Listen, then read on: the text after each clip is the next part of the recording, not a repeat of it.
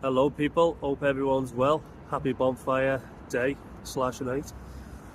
But yeah, just at a location here where we used to do the bonfires when we were kids. Breeze Lane close. It's been knocked down now. It's the doctors on Breeze Lane. But yeah, just walking past now as it's bonfire night, I just think, about bloody hell,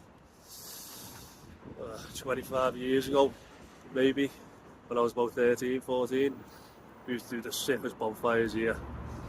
But yeah, if anyone remembers them bonfires or the old flats, the masonettes, any pictures of them, send them over. But yeah, all be good and have a good bonfire night. Literally, there's the subbies, then there's the doctors. There used to be a big field there with masonettes behind it. And that's where we used to do our bonfires as kids. Good old days.